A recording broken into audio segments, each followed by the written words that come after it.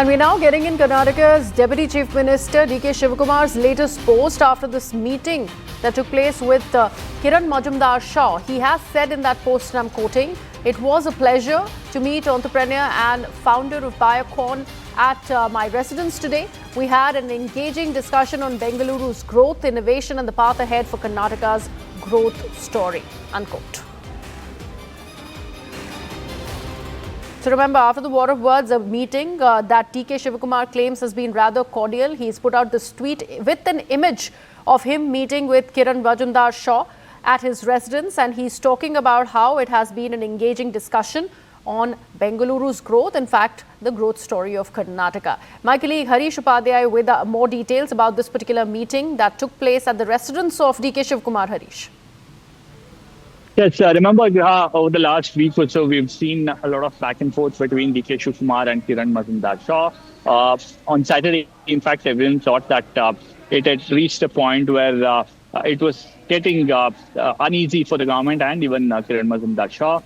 In fact, DK Shivakumar had gone on to say, without naming anyone, saying people who had built their life and businesses in Bangalore were tarnishing the image of the city, and it will serve no purpose. And today we've seen this meeting which the DCM's office called a cordial, and now DK Shivakumar saying that this is a meeting that has spoken about Bangalore's growth, and the conversation has spoken about the roadmap and the road ahead for the growth story of Karnataka and Bangalore. So one would be hoping that finally we will see a better coordination between the government and the industry on various fronts, especially on Bangalore infrastructure.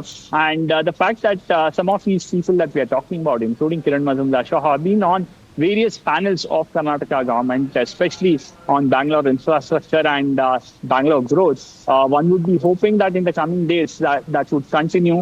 And we've also seen Kiran Mazumdar-Shaw later on, even on Saturday, in fact, appreciating in a tweet DK Shivakumar putting the Idipura flyover construction project on a fast track and visiting that site. So both sides perhaps understand that it's inevitable for them to work together to ensure the growth story of Bangalore continues. But Harish, what got this meeting? Was it the Siddaramaiah administration, his deputy DK Shivakumar feeling pressurized or maybe put against the wall after the kind of the chatter that had begun, after the criticism that came in from either Ms. Mazumdar-Shaw or even Mohandas Pai now?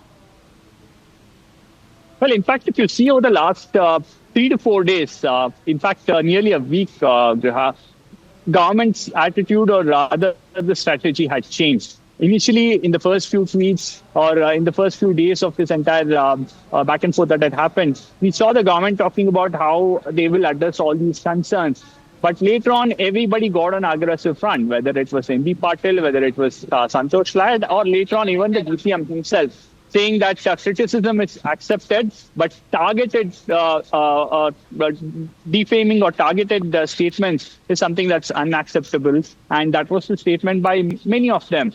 In fact, you had Santosh Lad who asked whether Kiran Mazumdar-Shaw would dare speak anything against the union government and their policies that have caused a lot of heartburn among the industry. And various others came out saying that working together, a consultative process is fine, but just targeting the government is unacceptable. In fact, on social media, we had seen several people questioning on whether Kiran Mazumdar-Shaw and Mohandas Pai had similar kind of criticism when the state of affairs was pretty much the same, and it was the BJP at the helm of affairs in Karnataka. So we had seen a lot of this happening, the government taking a very aggressive stance, and finally today, this meeting taking place, although it's not clear whether it came in from Kiran Mazumdar-Shaw's side or whether there was an outreach from the government itself. But nonetheless, citizens of Bengaluru would be hoping that this would ensure that there's a better consultative process and the process of fixing Bangalore's road infrastructure can be fast-tracked.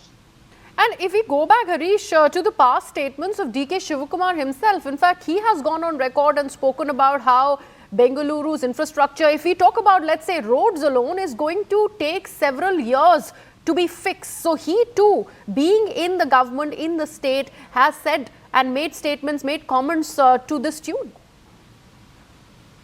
Well, the argument from Karnataka government, two arguments basically, two big ones. One, there can be short-term fixes for, say, potholes or certain drains that need to be widened or cleared.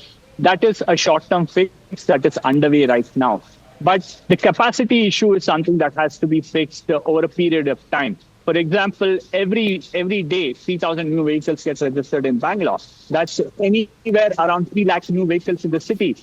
And in fact, latest projection says that in the next few years, Bengaluru's population will hit 1.5 crore, largely due to the migration that comes into the city from within Karnataka, from outside Karnataka, because it's a job creation center. Okay. So this needs to be addressed, and that's the reason the government is saying that this can't be addressed overnight. Increasing capacity of roads is impossible because nobody wants to give up their property for road widening. So we'll have to build double-decker flyovers or tunnels. And that's the vision this government has. And none of them are the ones which can be finished in a year or two. Right, Harish. In fact, we are learning of more details that are trickling in from this meeting between DK Shivakumar